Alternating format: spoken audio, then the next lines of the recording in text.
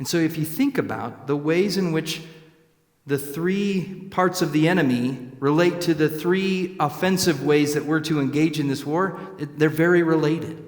Consider the first one, faith, right? We're to trust in the finished work of Christ, his life, his death, and his bodily resurrection.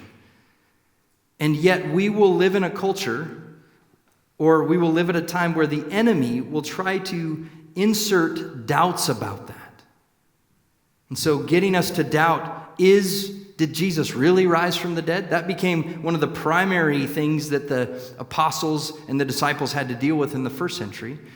But we may deal with it another way, that the enemy will start to erode faith by inserting doubts about what God says, about the reality of this word, maybe how relevant it is today. And so he'll begin to try to erode faith. And then we have our own, the reality of the culture and the world, where he says, be careful of the world and the ways of the world in which you once walked. And what's interesting is the world offers hope, just not in Jesus. It offers hope in status, maybe in stuff, maybe comfort. There's hope that maybe the world offers through money, that somehow we'll get security, significant satisfaction from that. But there's all kinds of ways in which the world is offering hope, alternative and apart from God. And so we have to be careful. Where's our faith? Where's our hope? And then the third one is that our constant sinful disposition towards self is one of our greatest challenges. And our self, our fallen flesh, will at times whisper little desires, things that will really make us happy, things that we really want.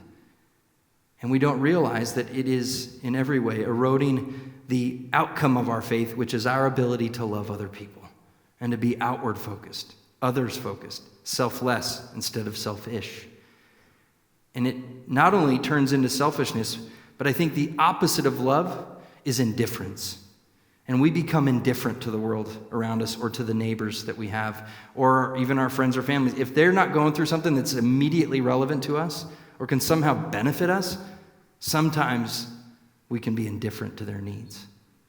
And so if you think about it, what the battle that we're waging here, we're fighting the world, we're fighting the flesh, and we're fighting the enemy.